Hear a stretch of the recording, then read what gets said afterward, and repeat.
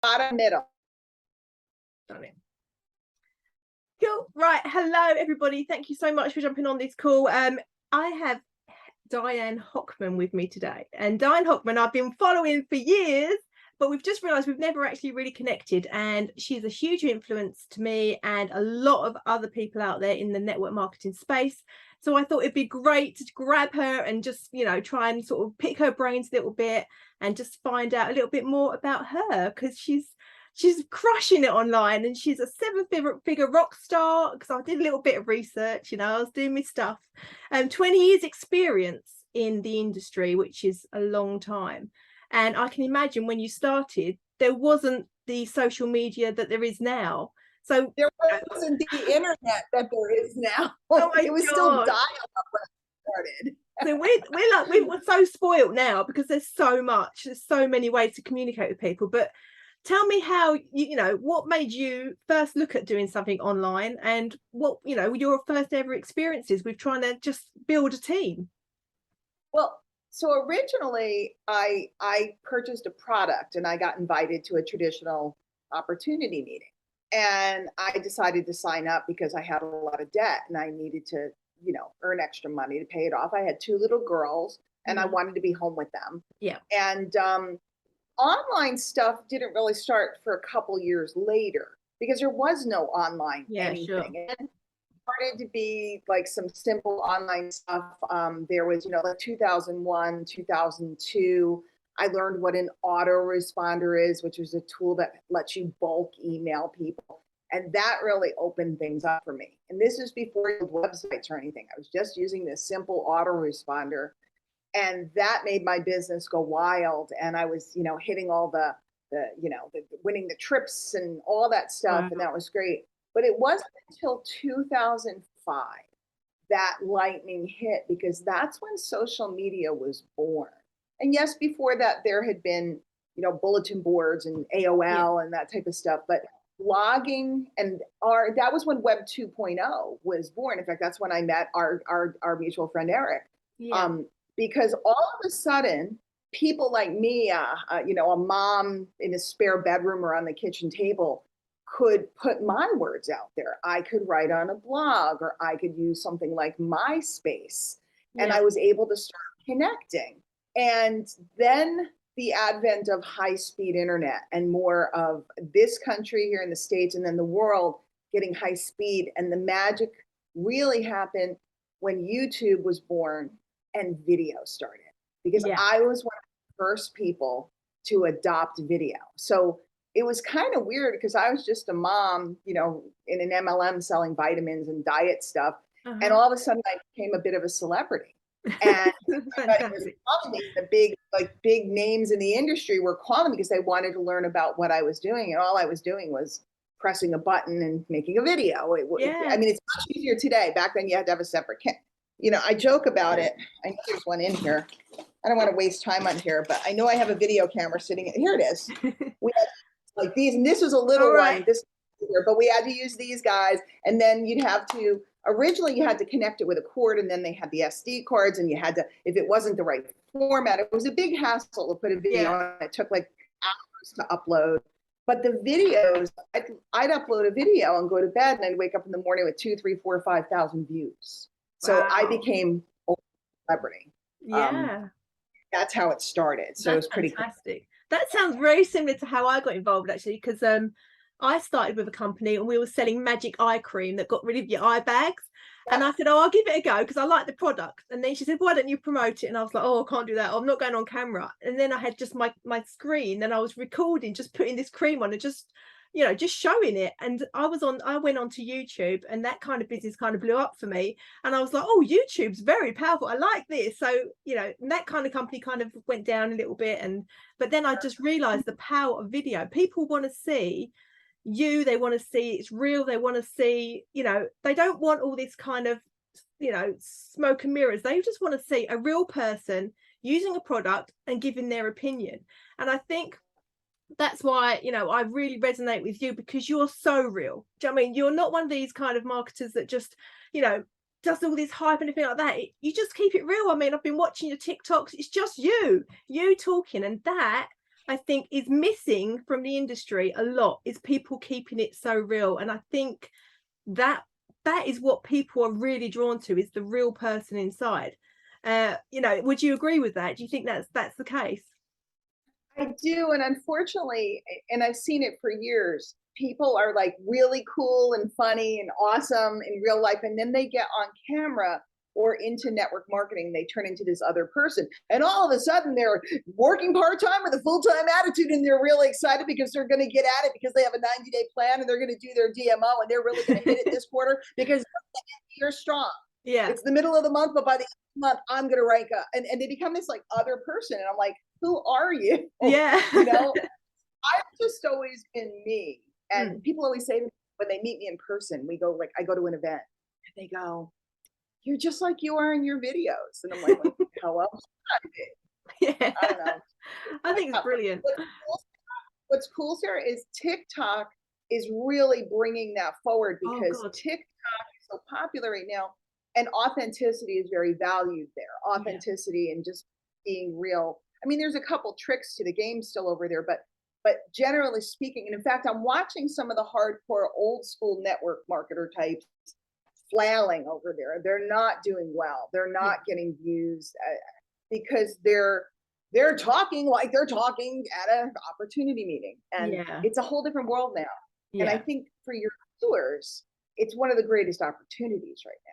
Oh God, yeah. And I think getting over that fear of doing video, the only way you're going to get over that fear of doing video is just to keep doing video and just keep messing it up on. But people want to see that side of things, and people don't realize that if you made a really bad video, they'd love to watch that, you know, because it inspires them to think, well, if she's put that out there and that's fine, you know, I can do this, you know. And I'm trying to inspire more people to do video, but it is hard and it is a barrier.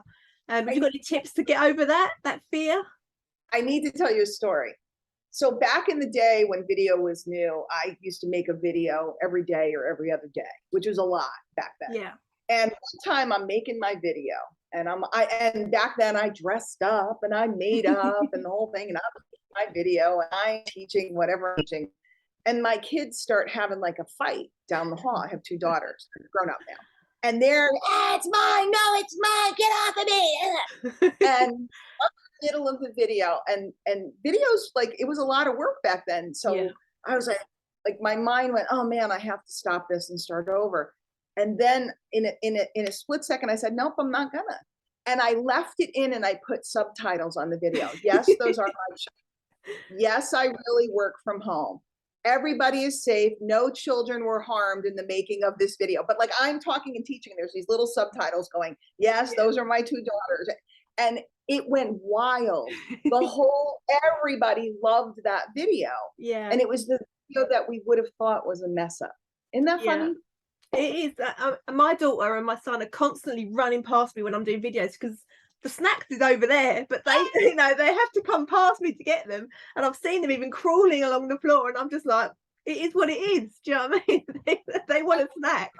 I have children. I'm a mom. Yeah. And I think if more of us showed people we really are moms and we really are making money around our kids, I think we're not faking it. This is our life, you know? Yeah. For sure.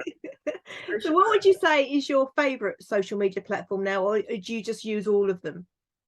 I do use all of them, but I like TikTok right now. It's I like TikTok because I'm meeting a lot of new people, because look, I've been around so long. It seems like, you know, obviously I'm not going to say, because people always say I can't meet any people. There's tons of people to meet, but I know a lot of people. Yeah, sure. So Facebook, it's just kind of like a little more difficult right now. I still use it every day, and I would never leave. But TikTok, it's like a different crowd over there, because a lot of the Facebook types haven't gotten on to TikTok. I think there's a lot of growth opportunity there. But I use Instagram, I use Twitter, I use everything. If there's people, I'm there.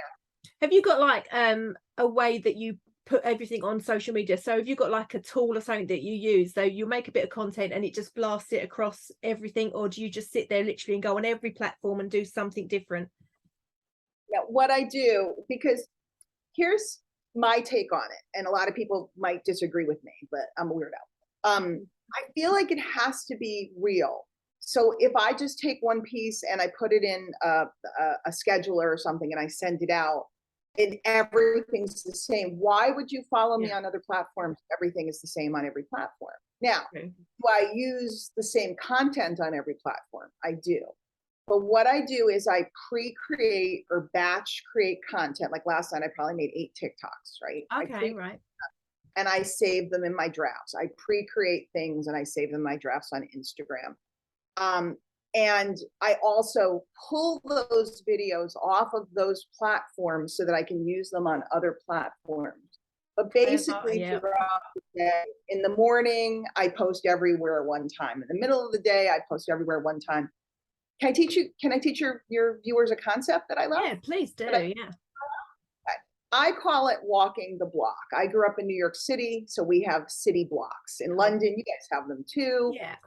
You know, in Essex, I was only there for a little while, so I don't know the whole makeup of the town, but I'm imagining even if you live in the country, you could walk the road. Yeah, you walk the cul-de-sacs. Yeah, no, it's cool. Yeah. So I always draw like a rectangle and I go, okay, so I grew up on East 4th Street. So East 4th Street maybe is Facebook. I make the rounds. I walk down the street in Facebook. I look at my feed. I like and comment. I post something. Takes me a few minutes. I just kind of run through, see what's going on, connect with some people, make that run through. Then I turn the corner and I go down the next street. The next street is Instagram. I run through my feed real quick, like and comment, engage with people, post something. Right. Then I go down the next street. The next street might be TikTok. And I just make the rounds. I walk the block and I think of it like your neighborhood. I'm waving at people. Hey, how you doing? What's going on? Oh, your dog's so cute. Your flowers are coming in. Well, the things that we would say to a neighbor, I'm doing that about people's content. And then what happens is you become very familiar to everybody because if I'm out every day walking, going, hey, how are you? How are the grandkids? How are, you know, what time do the kids get home from school? Do you have you have a minute for a cup of coffee before they get back? That type of thing. You become very familiar and you become very trusted. Right? Because people see you every day, trust you. So then when I put up offers or when I put up invitations to events or different things, people are much more likely to click and go and check things out that I promote because they know me and they trust me. We've never met. Don't you feel like you know me? Because I feel like I know you. I do. It's weird because I was normally I'm really, really nervous. And I said to Eric, I can't interview people. I'm just awful. And I've always been really nervous, but when I said I was going to meet Diane, like yourself, I was just like, I know her anyway. Do you know what I mean? It felt like that, so I'm not nervous at all. I was just like, well, I've seen Diane every day on TikTok. I know her. I feel like I know you, so I don't feel like nervous to sort of interact with you or anything like that. So that's obviously a good sign that your content is so good that people do feel like they know you anyway. And I was going to talk to you about attraction marketing because I know it's a massive thing for you, and it's something that I looked at a couple of years ago because I was just one of those spammy marketers. I was just I was awful. And then somebody, I think it was Lisa Torres. Do you know Lisa Torres? Very well. I work with her. Yeah. I used to love following Lisa. I still do follow her a lot. And she was the first person that introduced me to attraction marketing. And she was basically sort of saying, don't sell people, just be you, and they will come and ask you. And I'm like, no, that doesn't work. So do you think that how do you find attraction marketing and how do you use it? I think it's key. I've been doing attraction marketing since attraction marketing was called attraction marketing. I've been given crowns and called marketing. I am that will not do it any other way. I was taught by my mentor, who was founder of it.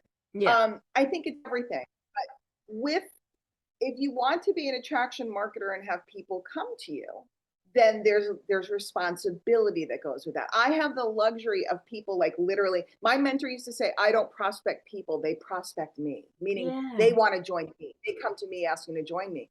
In order to get to that place, you have to be very consistent with content. You have to be very visible. You can't just put up one video a week and one your dog and hope that somebody's knocking on the door and want to buy your diet pills. It's just not going to happen. No. So some people think attraction marketing takes too long and they want to go the direct route. And it takes longer in the beginning and it's much faster. Like I can send out an email today and recruit 10 people.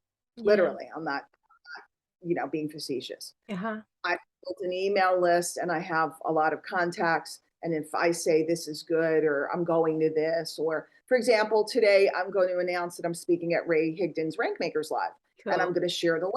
I promise you, people will go, not because, maybe they were thinking about going, but they like me. So when they see that I'll be there, they're going to go. Yeah. Money, I'm not promoting it to make a buck.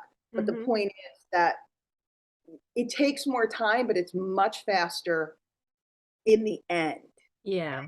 Can really live that life that, I mean, if you follow me on social, I was in Miami last week. I was on a cruise 2 weeks before that for 10 days. Right before that, I'm always somewhere because I don't have to be working all day. That's brilliant. And it's very, very worth doing. Excellent. Oh my goodness, this is so cool. Thank you so much for this. This is brilliant. Right, I've got lots of questions, but I just want to make sure that are you okay for time still? Yeah, we got time. We got time. Excellent. I don't want to take up your precious time, but okay, right. I was told also that you should brand yourself as regards to having a niche and things like that. So do you think that it's important to focus on one, like a niche, or do you think it's just, you should just put yourself out there and just see who comes to you? Okay. Again, I'm a little of a bit, you hang out with Eric Green. He's an unusual creature, so am I. That's why we like each other so much, right? I don't do it the way a lot of people teach it. So I'm going to explain what I do. My brand is my name and who I am, which some people would say is a mistake because you can't sell your brand if it's your name. But I'm a networker, so I'm not looking to build a big company. Every piece of social media I have is my name. It's Instagram.com/Diane Hochman. Facebook.com/Diane Hochman. It's my name. Okay. It's my brand. So I promote my brand and my list and DianeHochman.com before I would promote a product or a program. Okay. But I have lots of products and lots of programs. They're in the background. It's like Target or you guys have what's the name of the store that's like Walmart there? Or you have Primark. I'll just use Primark. Yeah. That's not like Walmart. There's another one, but Primark, right? Primark is the brand, right? We have Primark in the States now. I was so excited. Oh, cool. Yeah. It's great for kids' clothes. Well, when I was in London, I learned all these different stores. I've been there a bunch of times, and in Essex, we went shopping, and so then the brand started coming here. It's really cool. So Primark has this brand, or here in the States, it might be Target or whatever. Target doesn't talk about the products that are on their shelf. Target talks about coming to Target because we have what you need. Target because we have cool stuff. Target's ads are always cool. I don't know Primark's ads. So they have a brand, and inside of the brand are all the products and services they sell, and they can change. They can change seasonally, or something's not as popular. Our brand isn't as popular. They don't carry it anymore. Their brand doesn't change. Diane Hochman's brand has been the same since 1999. Okay, I got a website. I think my first website I got like in 2003. Diane Hochman's brand hasn't changed. What I sell has changed multiple times, although I'm a pretty steady girl. You've stayed true to your brand, which is your name. It's never ending, isn't it? You can promote or sell anything you like under the name of Diane Hochman because it's got now a brand against it being your name, which is very clever. Yes. So I do that. And then as far as a niche is concerned, a lot of people, they tend to look at demographics. Like, I want mothers in their 40s that are worrying about paying for college or something. That they tend to think that way. I don't think about demographics as much as I think about motivation. Have you ever been to a network marketing convention? Yeah, not a few. Depending on the company, because some of the companies are very, very, very just ladies. But I grew up in Herbalife. It's a very big company. You go to an event, there's 30,000 people. People from every walk of life, people from every race, every religion, and they actually translate in more languages than the UN, than the United Nations. Wow. It's crazy, these events. You go to a big Amway, like that. So what's the common denominator amongst the people? Because it's not age, because you got people from 18 to 80. It's not race. It's not you know, income. It's not geographic, because those types of companies operate in almost every country in the world. Yeah. So you would think that those would be the answers when we talk about target markets. I sell home business help, opportunities, products, software, etc., and a network marketing opportunity. I'm looking for people that have motivation to make money and build a business. That's who I'm looking for. I Yeah. don't care if you're in Kenosha, Wisconsin, or Essex, England. I don't. Yeah. You're in Scotland, if you're here in Florida, it doesn't matter to me. It doesn't matter to me what your background is. It doesn't matter to me. None of that matters to me. What matters to me is, do you hear the call of, are you looking for opportunity? Yeah. That's the person. And they're the people that you really want to work with, because they've got that fire in them, you know, they've got that, you know, passion to carry on and do something, which is wonderful. So a lot of people, what they do is they pick a target market, and then they try to convince the people in that market that they have a good choice for them. I don't believe in convincing. I believe in attracting. Yeah. What I also love about the way you use social media is that I can go onto your Facebook or your Instagram. I've got no idea what you do, like as regards to what companies you're with, or, you know, I do know, because obviously I've been following you for a while, but you're not shoving companies in people's faces. You've never done that. You've never pushed a company or a product in people's faces. You've just been the authentic, you know, just helping people. And I think that attracts more than shoving something in their face. You know what's ironic though? I'm the #1 earner at one of the companies I represent. Yeah, but you wouldn't know. You wouldn't, unless you really delve. So Yeah. I'm the #1 person, and I don't need to do that, because here's the thing. I'm focused on, here's a great line, and if you guys are watching, you might want to write it down. And I teach this all the time. The money that you want sits in the pockets of other people, right? Do we all agree that they have the money?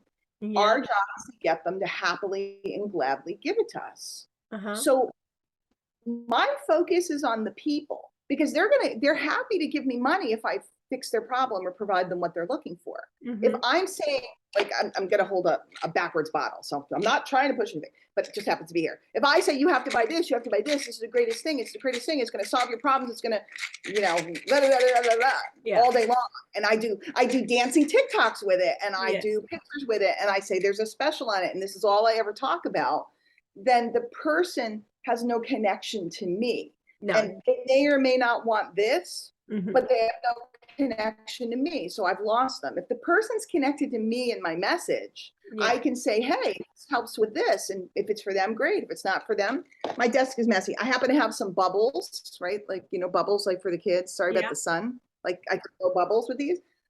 Tomorrow I could say, hey, I have some bubbles. The next day I can say, hey, I have some, I have selfie sticks to make videos with. I can have anything. If you like me, right? If you like Target, if you like whatever store, if you like whatever store, you go in that store, and then they show you what they have. They don't put pork chops or Sunday roast in front. I'm using my English things. I miss you people. I miss you people.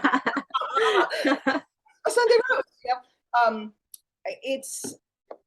That's how businesses work. So I never really understood, when I got into network marketing, I never understood why you would do it that way. Yeah. I'm taking care of the customer. What does the customer need? Yeah. Right? Yeah. Not, I have a thing and I want you to buy it. So it's kind of a flip philosophy, but it served me well. Yeah, I remember watching Lisa Torres talking about it, and she was promoting some sort of health product, and she said, I would never go up with my cup with the health product label on it and just sit there. She said, what I would do is, because, you know, she was quite fun on camera, is she'd put a cup of green water next to her while she was talking or something like that, and she would just, you know, talk and you know, help people and things like that. And she'd say, oh, thank God for this, and that's all she'd say, and drink it, and she wouldn't say nothing else, you know. I'll be on a live and I'll go, wait a minute, guys, I just got to make I got to make my boost drink because I'm dragging, and I make it in front of them, and then everybody goes, what is that? Yeah, so glad you asked. That's it. You get them to ask you, and that's kind of a little challenge, isn't it? To a video, you'd sort of sit there and you go, hang on a minute, you know, and then they'll go, oh, hang on a minute, what's that? You know, and then they're asking you, you haven't said a word. And I love that because it's kind of reverse psychology a little bit, isn't it? I think that's very clever. But the thing that's funny is I'm usually just sharing what I love. Like, for example, I picked this up and this is a little doohickey. I don't sell these, but I could get a link from Amazon if I wanted. This is my friend's, it's not mine. So his is different than mine. So you can take this thing, right? And it's just a little tripod. You lay it on your desk, you put your phone in here, right? And it has a remote control. So you can take pictures or you can start your videos. Like if you want to be standing up in your video. Yeah. So I might talking about this and mentioning it, and everybody will ask me about it. I'm not trying to sell people. No. I talk about all the things I use. I talk about the software I use, whether I make money or not. And that's the difference, because people don't perceive it's I'm trying to get you. They perceive I'm trying to help. It's clever, isn't it? It's a different, really different energy. But I know there's a lot of companies out there that will teach their reps, I guess, and to just promote the product. And I watch these people and I don't see them being successful doing it.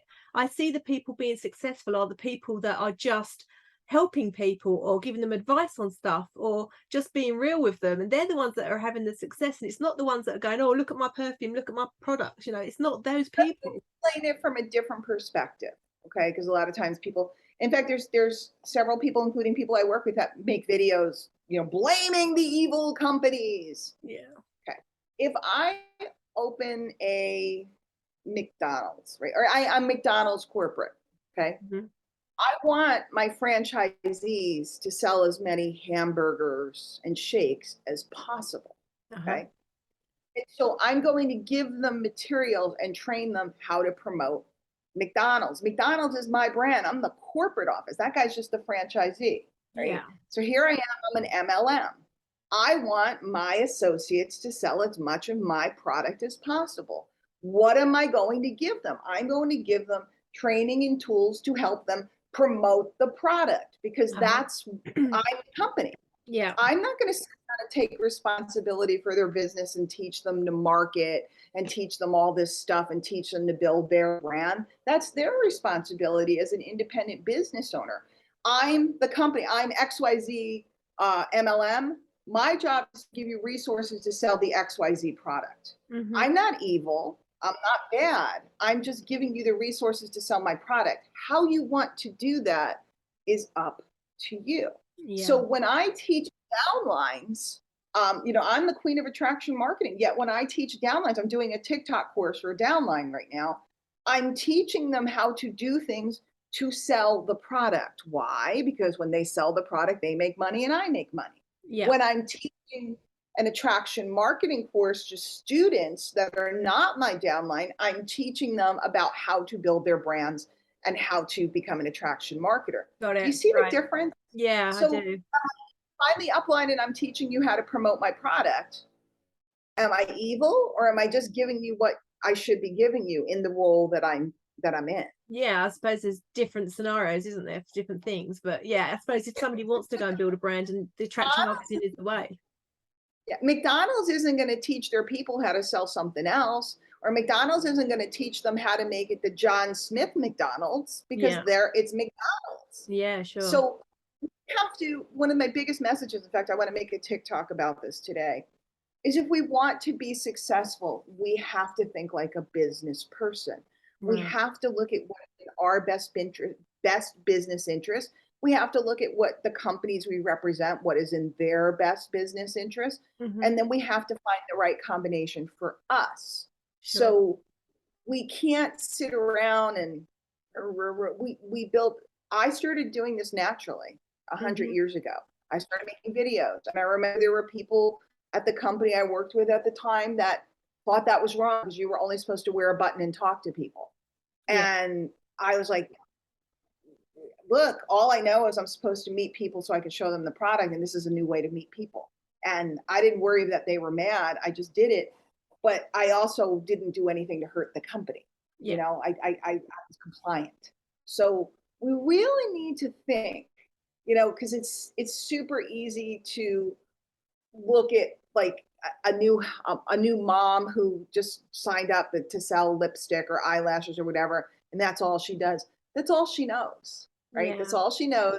And it's the only influence she has is the company who is doing what they're supposed to be doing, encouraging her to sell the product. Sure. If she wants to move forward, she reads a book, Yeah. or she buys a course, or Yeah. she watches a YouTube video and she educates herself. We Definitely. all must educate ourselves. Does that make sense? It does. So, okay, I'm going to throw a question at you then. Say you had to start from scratch tomorrow. Say you didn't have the Diane Hochman brand, nobody knew who you were, you know, you were just a lady that wants to earn some money online. Where would you start today, knowing what you know now, sort of thing? What would you do? The first thing I would do is get an autoresponder tool. They're like 20 bucks. You can start for free. Right. Because I would start compiling people, getting them into that newsletter. So I would still go with my hot market or the people I know, like they tell you to make that list of 100. Yeah. And everybody goes, oh, I don't want to bug friends and family. You don't have to bug friends and family. You say, Aunt Mary, I just started a home business. You know, I wanted to be home with the kids. I'm starting a little newsletter to let people know what I'm up to. Is it okay if I put you on it? So Right. now I'm gathering all the people I know, getting their permission. I'm putting them into this little newsletter. This is assuming I've already picked a company or something I want to sell. Now I'm writing to that newsletter a couple times a week with fun and informative and helpful things. And then at the end, linking to what I'm up to or what they can purchase or what they can do. So I'm building relationship and keeping them with me, but I'm gaining massive leverage because most people, like, a new product comes out and then what do? They hit Messenger or they hit the phone and they're calling everybody. New product comes out, I send an email out. Hey, who do you know who suffers from blank? Right. The company I work with, and I always phrase it in a way that I'm asking them for help and not trying to sell them. So the company I work with just came out something that's really good for aches. If you know anybody that's, you know, whether they're suffering from aches from sports and activity or whether just getting a little more mature and their joints are aching, etc. I have something really neat. I have samples. If you know anybody, here's where they can get that. Please pass this on. Yeah. And now I've told 100 people or 200 people or three, you know, as I accumulate people. That's how I started my original newsletter. I thought it was like the soccer team newsletter, the football team newsletter, or the parent teacher conference newsletter or something. I didn't think of it as this big, you know, fancy email marketing thing. I just thought it was a way to talk to everybody at once because I had 2 kids and I wanted to be with my kids. That was the point of the business. Point of the business. I didn't want to be out every night. I didn't want to be on the phone 24 hours a day. I didn't want to ignore my children that were the reason for me doing this. Yeah, sure. Because email lists. So I guess you're saying that an email list is really, really important. I think it's the most important thing. A lot of people would no, you're going to kill me, right? This is why Eric, right? This is why Eric smacked me, right? He was just like, I've been doing this for 10 years. I have not got a list. I've never built one. I know, and he was like, Sarah, what are you doing? Why have you not? And I'm just like, oh, just never really. And he was like, oh my God. And he was shocked. And I was just like, and I'm so cross with myself because I've been doing this for such a long time. I could have had a massive list and now I've got to kind of get that going. So I guess my advice is, I guess my advice to anybody is get a list when you start. I didn't do it. And I haven't got that, you know, I haven't got that channel to just contact all those people that I've ever kind of made friends with or connected with or anything like that. You know, as businesses have come and gone, so have the people, and I've kind of lost them. So I've kind of got to start from scratch with that. Yeah, that Eric did tell me off for that. He was like, why? And I was like, I just don't know. I just never really went down that route, and I'm really regretting it now. So I think advice to anybody that's starting out is to start building a list, because you know you'll really be grateful for it when you move forward. A lot of the training out there is like very overcomplicated, and that's why I think a lot of people, because everybody's, I'm sorry, they're mowing the lawn now. A lot of people are like, you know, you got to build the capture page, you got to build the bump, and you got to build this and that, because I'm not an internet marketer. I use the internet. I'm a networker. I'm an affiliate marketer too, but I'm a networker. I come from networking. I'm just looking to communicate with more people faster. I don't need to do the scientific, what my click-through rates and all this other stuff is. It's cool, but I'm not an internet marketer. So you can use an autoresponder just when you meet people. Like, you meet people, everybody goes out to meet people online on Facebook or whatever, and then they go, okay, I'll see you later. Or they pitch them and then the person says no, and they go, I'll see you later. I want to get them interested in being on my newsletter so that I can talk to them multiple times all year without them feeling threatened. So that's one thing I've got to set up. Big time. Well, you tell Eric that I slept. So yeah, good. I've been double slacked, so I've got to get it done. I've been teaching about autoresponders probably for 18 years, and Really? every year somebody says to me, "I wish I had listened." Guys, when you look around and you see every top marketer's doing something, you do the thing the top marketers are doing. You follow what the successful people are doing, and you listen to them. Yeah, definitely. Oh dear, what a nightmare I am. Oh no. So okay. If you set it up, I will be the first person on your list. Oh, thank you. So now I need to look into that, but I think Eric's going to help me with that anyway, because they're doing a training course as well to, you know, to really delve into the marketing side. I think it's because the technical stuff has always freaked me out. I'm not technical in any way, shape, or form, and it frightened the life out of me. I don't do technical. I don't do technical. No. I don't because I don't need to. I mean, an autoresponder setup's pretty basic. It's not complicated. But all the other stuff, I don't do it. And it's, you know, a lot of people say, well, you're crazy not to do it. And I'm like, maybe I'm crazy to do it. I don't know. Yeah. It's just hard for me, and I can go faster without it. But what I do know is if you have the ability, it's the same with, I model this all after network marketing. When you start in network marketing, you're supposed to call your friends and family and show them the product, and then hopefully recruit people. Then you have them invite a few people over to your living room, and you have a few more people, and then you have a few more people, and you're doing meetings in different people's houses, and then you move to the local hotel, to a small room, and then eventually you want to get into a big ballroom and have a big group. So it's the same thing here. I start inviting people to my newsletter. I have 10 people to write to this week. Next week I have 20 people to write to. The week after I have 30 people to write to. If I do one presentation in front of 3 people, I have a 1 in 3 chance of recruiting someone. If I do the same presentation in front of 500 people, right, I have a huge chance of recruiting people. The more people that hear your message, the faster you can go. So it only made sense to me to put the people together so I could talk to them at once. Does make so much sense. And that's why social media, I was a very early adopter, because video let me talk to a lot of people at once. Now today, these short form video lets me talk to a lot of people at once. TikTok is brilliant. I mean, I love it. I love it, but it's dangerous because you can sit there for hours flicking through. 100% have to.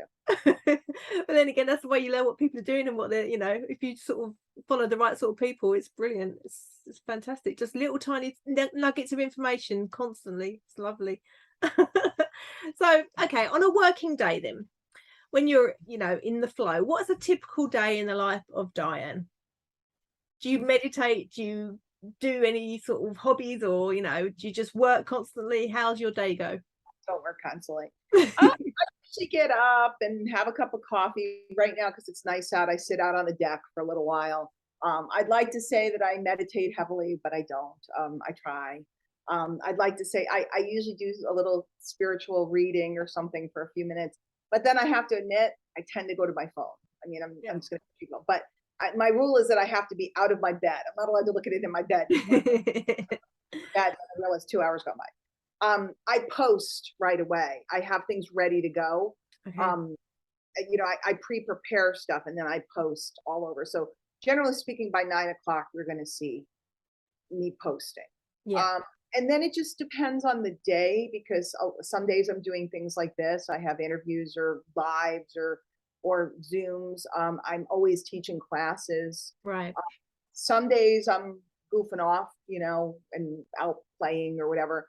But a lot of days I'm at my desk, I'm writing letters. So I work anywhere from, I mean, a busy day, I'll work like 6 hours. A slower day, I work like 2 hours. That's after years of consistency that I can get away with that. But I tell folks, if you were consistent, you'd see it snowballs. Right. People like, you know, I make a post and I'll get, you know, 150 reactions to it, which isn't as many as some of my other friends, but, and they're like, how do you do that? And I'm like, I post every day, multiple times. So we start and we get 2 reactions and we're bummed. Yeah. Because we think it's work. Or if I write an email, I might get 3,000 people to open the email. A new person writes an email and they get 3 people to open the email and they're bummed. They think it doesn't work. It's just time and leverage and consistency. That's it. There was this, I did this TikTok once, and it was basically me saying, like, you know, I'm really, really fed up that only 30 people watched my last TikTok. And if you're fed up that 30 people watched it, but what if 30 people walked through that door now and stood and looked at you? It's like, if you put it in perspective, that's a lot of people looking at you, watching you, you know, and people are obsessed with numbers. And it's like, if 30 people walked in here. If one of those people becomes your next big leg in your organization, it's, I don't ever focus on having, like, I don't have the biggest list, but I've beaten some of the biggest names in the industry in like contests and things. I don't have the biggest name. I don't have the biggest TikTok accounts or Instagram accounts. I'm just looking to meet people. That's my goal. So it doesn't, none of that matters. I mean, I've had a couple viral videos. It's cool. It was fun, but that didn't change my life. You know, people think if you have a viral video tomorrow, something's gonna, didn't change my life. No, you know? no, I had one go viral a couple of weeks ago, and it was a stupid video. I did like a duet with Ryan Reynolds, and it went up to 1.2 million, and I was like, oh my god. And I was like, geez. But what I looked at was the amount of followers I gained from doing that silly video, and now I've got like lots of new people that are now watching what I'm doing. It's like, you know, that's the great thing about TikTok, is that you can do a lot of kind of value and getting to know you type videos, and every now and then you could do a silly sort of goofy one, and it brings in so many people, and it's brilliant. And Eric was like, yay, well done. That's why you need an email list, because if they clicked on your thing, they sign up for some free giveaway or whatever. So you have all these new people, you're not offering them anything of value. I know. It's just, that's what Eric said. It's like, you've got this, you've got the creativity and everything to bring people in, but then you're not gathering these people have gone, and you're just like, you're losing all these people. And it's what's made me sort of think as well is what something you said about, I mean, I don't get a lot of time. I've got 2 quite young kids, and they are full on. They've got after school clubs and all sorts of things. But on the pockets of time that I have got some time, is to build up, like you say, like a TikTok, just do loads of drafts, just make lots of videos at one time, and just then you can drip feed those videos out. You don't have to find time every day to do a video. If you've got some time, make a lot of them, make a lot of posts, make a lot of photographs, make a lot of memes, or whatever you're going to do when you've got the time, and have like almost like a stock room of this stuff, so that you can be consistent. Exactly. That's really kind of light bulb moment for me, and I'm just like, why am I not doing that? Why am I sort of dedicating every day to doing all this when I've got, you know, I could do it. You know why? You know why? Because we all were brought up in workaday families. And in a workaday family, you go to work and you do your work every day, and then you come home and then, you know, do whatever. My business is my lifestyle, and my family still has difficulty understanding this. When I went on the cruise, all the staff keep going, why are you working? You're on vacation. Why are you working? Because I would pull out my laptop, and they're like, why are you working? You're on vacation. I said, so I can be on vacation all the time. They couldn't understand, because to them, you work or you don't work. In your home business, the kids are at something today, I have extra time, or let's say you go out and it's just beautiful. Like when I'm on the islands, it's beautiful. I take a lot more videos in those environments, and then I save them up. I sit on the couch or the recliner and I watch a movie and make memes. I can make 100 memes during a movie. I'm always on my phone doing something, making a picture, or, you know, finding a quote on Pinterest and going, oh, saving that, I like that, you know. But yeah, I need to kind of stockpile a lot more stuff when I'm doing it, and I think that would really help me to be consistent throughout the day, because I've always got something ready to go. That would be brilliant for me. So I've got a list of things to do. Have these big scheduling things, and it's very professional. I don't have that, but what I do have is in my phone right now, I have enough posts to last for the rest of the month if I didn't make a single thing. Brilliant. I mean, last year I was in the hospital, and nobody would have known if I didn't say anything. because I'm just posting. So it's engaging. I do the walk the block, and I can do that whether I can talk or not. I can do that whether I have makeup on or not. I can do that whether or not I can do it from my bed. I can do it from the deck. I can do it from the lake. Perfect. Okay, then. So I'm now going to ask you, what's the one thing you wish you were better at in your business? Is there something that you kind of, How many hours do you have? is there something in particular that you like beat yourself up over and go, oh, I wish I Want could to do just. a part two? I'm very challenged technically. I'm very challenged organizationally. I'm ADHD. Mhm. So I tend to dart from thing to thing. Yeah. I mean, I could go on all day about all the things I wish I were better at, but this is the advice I would give everybody. Most everybody focuses on the thing they're not good at. Yeah. I focused on the things I am good at, because you can either hire people to do the things you're not good at, or Mhm. you can just not do the things, because if you're really good at something, you kind of have to don't do all of that other stuff. And Yeah. I've proven this over and over by studying like a lot of my friends that are really like ridiculous earners, Mhm. there's a ton of them. They are not technical. They cannot build a funnel. They cannot do this. They cannot do that. They understand people.